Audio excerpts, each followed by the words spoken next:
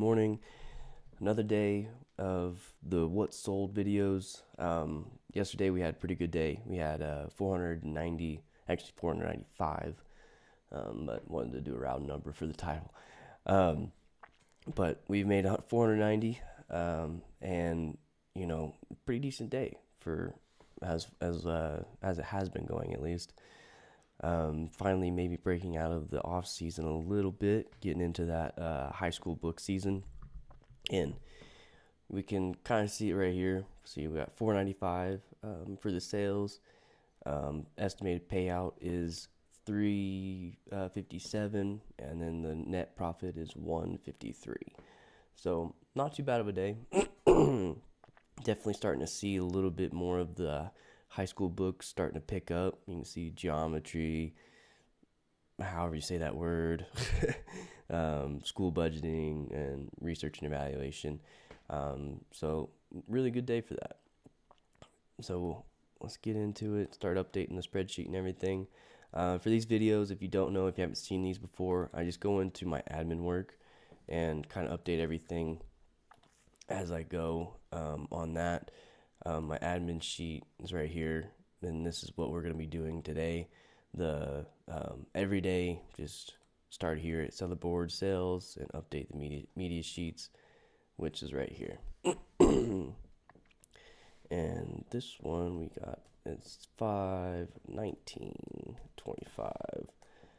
This one I've been as you can see, I've sold it quite a bit throughout the time.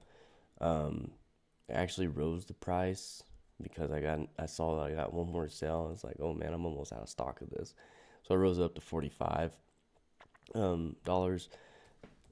just to kind of slow it down a little bit because I don't have any more after this, and the price is a lot higher than 11.58 now for the lowest used offer. So I just wanted to slow down a little bit.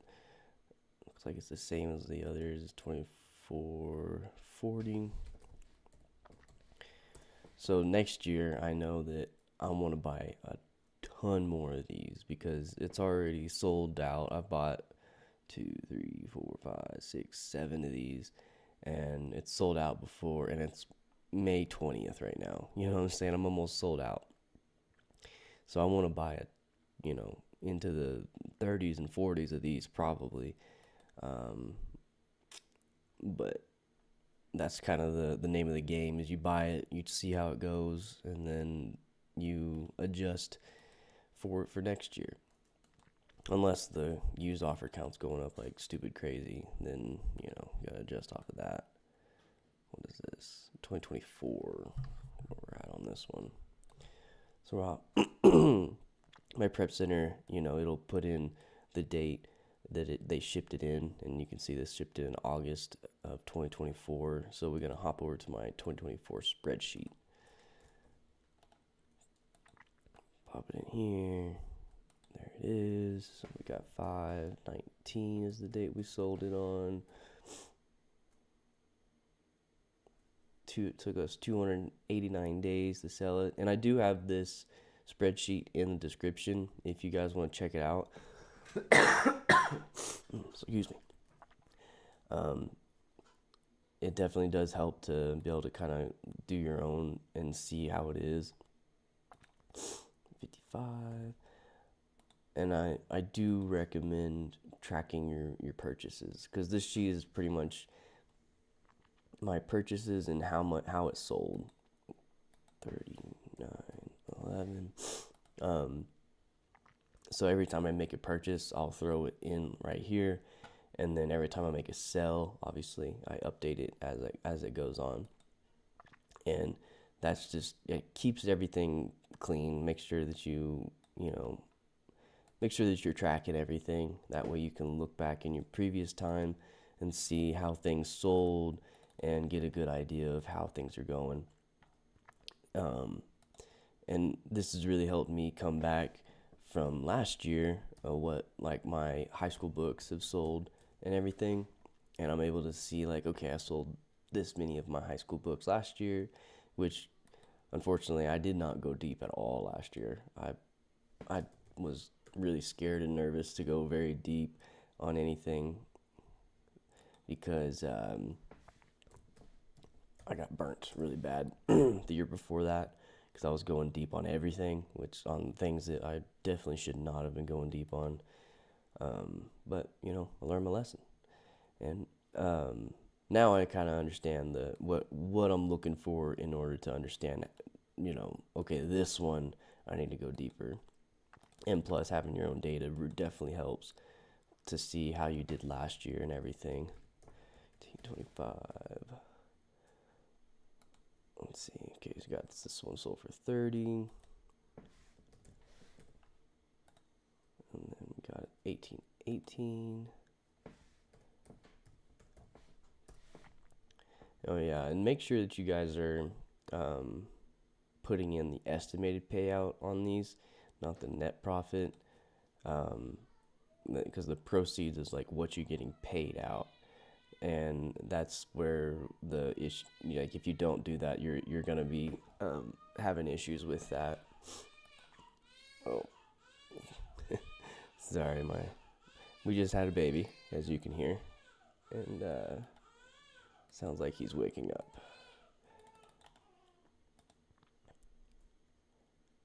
Okay, so we got 5, 19, 25. 101.24 is what we sold this one for. This one was a big one for the good sales of yesterday.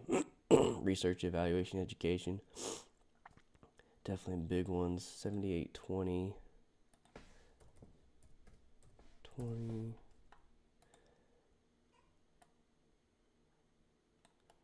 Oh, this one's a 2023 one. You can see that in my SKU, I sold this, or I shipped it in back in 12/31/23. So we got to actually open up our 2023 spreadsheet.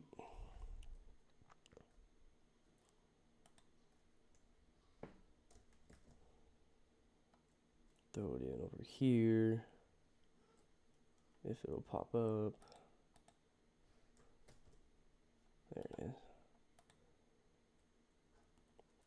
Always nervous about the 2023 ones because I was not doing a good job of tracking everything back then. Look, it took 519 days to sell this one. Definitely not worth it to check that out to see if I can buy it again. Did make decent profit.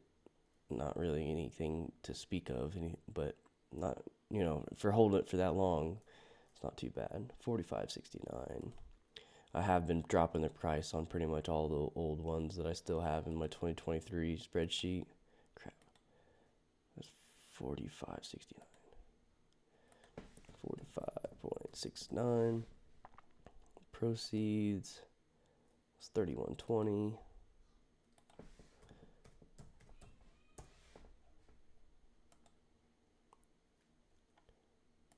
And then this one was a good one too. $125 for the sale, and it looks like $40 for the profit off of $53. That's a good one. And a lot of these, if it, I'll look at it to see if I want to track it after I get done with this. 1925. If it didn't take, like this only took 50 days. If it only took 50 days and got $40 some of profit, that's huge, 125, 94.33.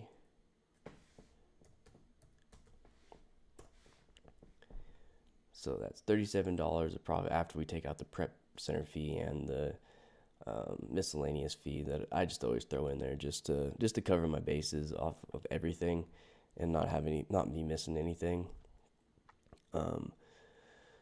And when this doesn't really take out the prep center fee, this net profit right here, that's why this is a little higher than the 2025 one, 2025 spreadsheet, I should say, because the prep center fee always comes out with the indirect expenses. Excuse me. And so whenever I plug this in here, it takes it out of the net and gross profit here. And that's the difference between how Sellerboard tracks it and how the spreadsheet's going to be tracking it. And that just, you know, makes sense because it doesn't necessarily come out like that. I just bake it into this. That way I see the number here and it makes more sense for me. Um, and I'm being pretty conservative with it, you know, because yes, there is a 225 expense on every single book that my prep center touches, but take this out here, the miscellaneous fee, the dollar, that's pretty high, you know, especially for a book that only sat there for 50 days. There's not going to be a whole dollar that comes out, but you know, be conservative. In my opinion, be conservative because you don't want to, you know, have no miscellaneous fee, and then you don't take in consideration all your storage fees and the, I don't know, like some, since I was shipping my own stuff to eBay, sometimes there was, you know, papers that I would printing paper that I would buy and stuff, and then there's also tape and, you know, just all that, you know, supply stuff that you have to buy to run the business and whatnot. Um, so we finished up the seller board, update the media purchase spreadsheets. Next, I update the stranded inventory, which should be all up to date now. Looks like they updated their front page. Amazon, they always updating that thing. As soon as I get used to one deal, they change it up on me, and I'd have to learn a whole new one. But all right, so these two I've already sold. For some reason, every now and then, after I sell a book, it'll high price error and throw it into here, and I don't really want to get rid of these two, just because like if this does get returned or this one, I don't want to have to, you know, mess with that. So we'll leave it how it is. And all of our inventory is up to date. Yeah, they did. See, look, the actions over here, communications over here. That's weird. I don't like it. I never like it whenever they update it though, because it takes me forever to get used to it again. Makes me feel like I'm not on the homepage right now. But anyways, um, but all the stranded inventory is up to date because I have just finished my confirm my shipping. Um, it This is the most time consuming part. It takes forever to update the cogs and the media purchase sheet. The Beagle is the longest. I actually started doing it to where I updated these two together, and then I updated the Beagle next, and then so that way that it was a little faster for me. And he's not happy this morning. Sorry about that, guys. Um, so update the prep center sheet. Check books in next, just so that I understand, that I can keep track of what's checking in and everything. Um, let's see. So we'll come over here. This is my spreadsheet for Virginia Prep Center, and I'll take this right here, copy this, throw it in here, and then I'm putting that it checked in on 5/19.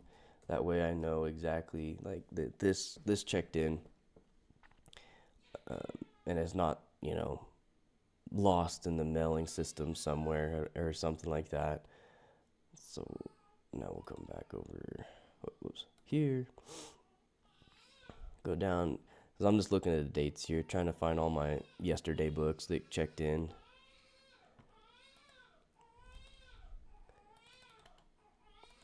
Paste 5/19/25.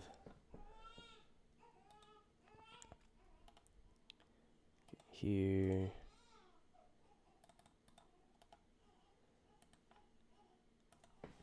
Five 19/25.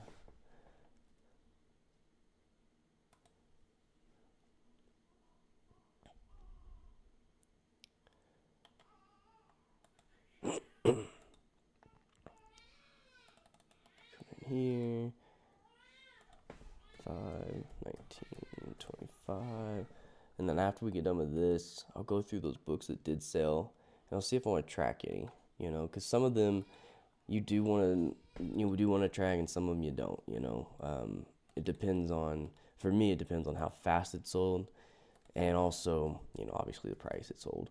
If you're making a whole bunch of profit or not on each book. If you're not making much profit on it, it doesn't make much sense to track it, obviously. What I was doing in the past was I was just tracking everything. Anything and everything that sold. If I sold it once, I was tracking it. Uh-oh, we got a... Oh, so I purchased the hardcover copy, but it looks like we received a paperback. So we'll look more into this one, just to see, like, if I could have made a mistake too. Sorry. Oh, allergies are getting to me. Then, because every now and then I'll click the wrong button that I was supposed to click. 5/19/25.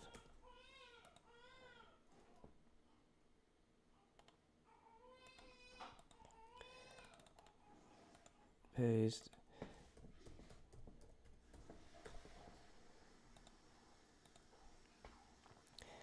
Let's see.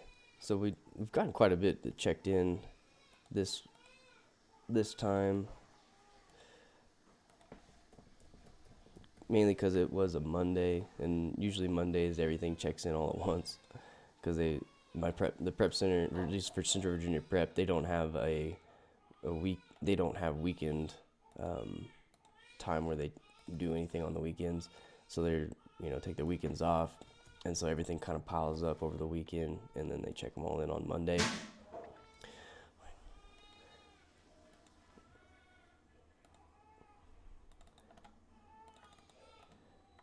And that is the main reason why that happens.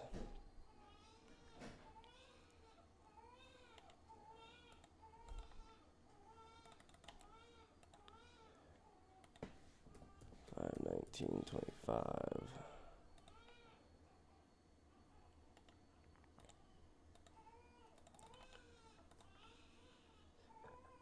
Oh, we got several of these ones. Oh, wait a minute. I may not have this one on here.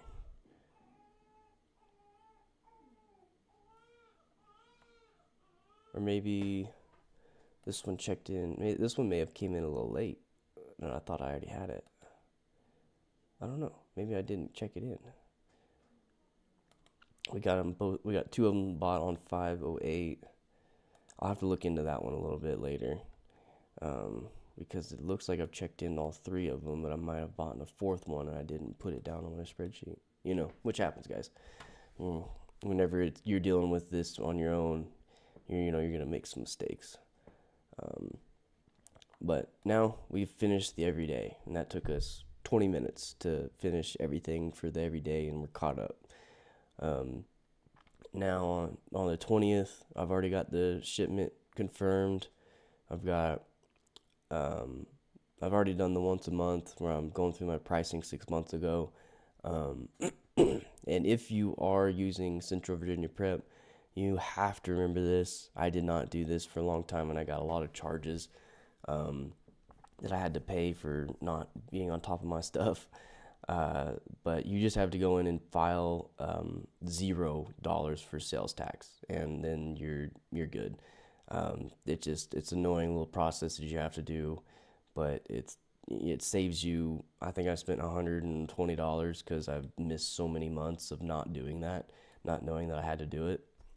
So that kind of gotcha. But anyways, then the next admin work that I have to do is my accounting, which I do the profit first method, where I'll do all of my accounting stuff on the 10th and 25th. Like, I'll pay off my credit card, I'll transfer my money around to the banks, I'll update my expenses if I haven't already. Sometimes I do this as they come in, and then I update my QuickBooks, and this A2X is kind of like a connection between Amazon and QuickBooks. So that's what we do. And let's come in here and let's kind of look at these though. Like this one I'm already tracking. This one is a really good one to track for next year, to buy a whole bunch of them for like in the 30s, I would say, since I'm already selling out of them in May. I did raise the price to 45. That way it kind of fixes that. And then let's see. We got still inside the story. This one, it's been a little while. It took a little while to sell. Did make over 100% ROI. So let's look more into this. Still inside the Tony Rice story. It definitely doesn't look like a high school book by any means. What did we buy this for? Bought it for $17.96. So what did we sell? We sold it for 55. Looks like, yeah, 55. And then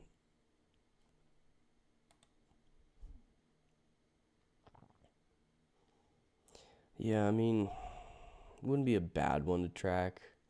I'm probably not going to track it, just because it doesn't look like it drops down very often.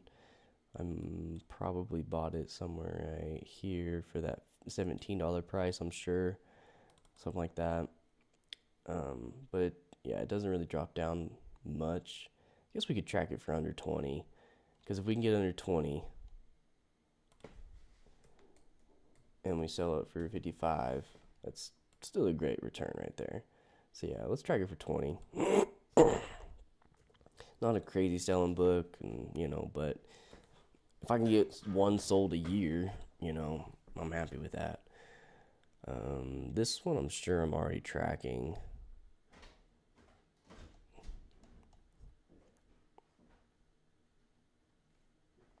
This one is a Therapeutics.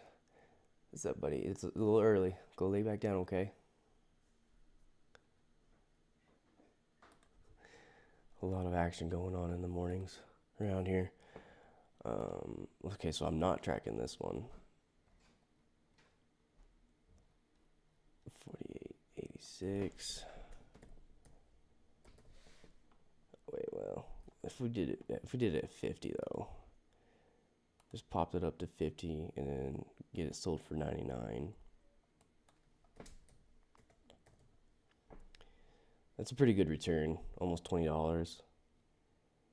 And let's see if we can get it sold for higher, because we just sold it early in the season. Gosh darn, excuse me. Yeah, we could get it sold for higher if we went further into the season. It's only May right now, and so that makes me think that we could definitely get this sold for better. So yeah, let's try to get it 50. And I think that would be a good way to track that one, because this one is one that the seasonality of it is huge. Like the Super Bowl, or Uber Bowl, as Joji and Victor would say, is really good on this one. So if we could go deep on this would be best. But we'll have to get it at a good price though, and I think under 50 would be perfect. Look right here, we could get under 40 sometimes. So yeah, we'll track that, keep an eye on it. The offer count is rising, but it's still a great book. Right. This one we got for $4. That's crazy. So I don't see us getting it for $4 again. But let's look at the graph just to see what we got. Good morning, Jerry. Thanks for joining. And then we do have a newer edition on this one, which looks like it's selling really well. And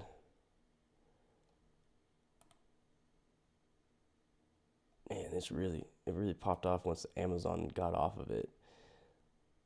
So this one might not be bad to look at, as long as Amazon stays off of it. If Amazon comes back on it, it's really not a great book at all. But if Amazon stays off of it, it might not be bad. So yeah, we can track this one. I don't know if we can get it for $4 again. That's crazy. What, did I get it right here or something? No? Maybe I got it on I could have used points to drop the price down a little bit, but we'll track it for under 10. See if we can't get it for a good price there. Let's see here. And the research and evaluation in education psychology. This one we sold for $101. We got it for 44. We made 33, which is beautiful. If I can make above $10, that's a go for me. I'm not really concerned about the ROI after I get past $10. You know what I'm saying? I mean, unless I'm spending, if I have to spend over $50 to get to $10, then okay, then I'm like, ah. But if I'm spending $30-$40 on something to make $10, I'm like, okay, it's not great, but it's not bad either. And this one, what did we buy this for? 44. So we tracked it at 45. I think that would be the best situation.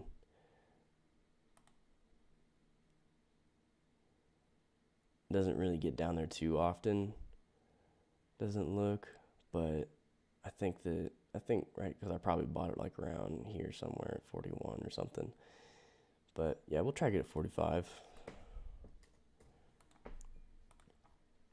I always add, 45 here and always include shipping costs, because otherwise you're getting excited about nothing a whole bunch of times. Let's see what it is. 91. Yeah, this price has already gone way up for the season. This one, I bought this in 2023, so that's definitely a no on this one. Only made $7 on it, a definite no. This one took like 50 some days, I think, to sell. So, and made a great profit on it. $40 of profit off of $53 spent. This was amazing. The Spanish version too. Let's see here. There is a newer edition that does not look like it's selling very good at all. This one is selling better. Yeah, look, we bought it right around here and sold it recently. What was it that we sold it for? We sold it for 125. That's amazing. So yeah, we'll track it at like 55. 55. Get that, and boom. And I think that's all that we need to track. Well, that's all the books that we got sold at yesterday anyways. So yeah, it really helped. That net profit really helped. Get me in the positive for the month. If you guys didn't know, this seller board, this is what I use to track everything. I make sure that I'm profitable. Because you can see, my sales numbers is 3,500. But that doesn't really mean anything because my actual net profit is $143. So like if you go off this number, I'm making way more than minimum wage. You will go off of this number, I'm making way less than minimum wage. So that really helps you kind of determine like, can I quit my job and do this? And that's off of this. No, you cannot. For 20 days, you've made $143. It's like it's not quite there yet. Once we're in August, this number will get a lot bigger. But, you also have to kind of factor in that you have these down months that are going to be in the negatives. Like, this is my last month. I made $-1. You know what I'm saying? Off of $3,900 of sales. So, this seller board, I do have a link in the description if you want to check it out. It really helps out. It helps you see the numbers, helps you understand where you're at, how much money you're making, and, if you can consider going full-time or not, because I thought I could, at the beginning of this year, or not the beginning of this year, it was, almost 2 years ago, I thought I could go full-time, but because I was making tens of thousands of dollars a month and, on the on seasons, and, I actually couldn't. So, you just got to kind of look at the numbers and be realistic with yourself. Like, can I survive off $143 a month? No, you cannot. It's your rent's gonna be way more than that for most people, at least. But thanks for watching, guys, and we'll catch you on the next one. Later.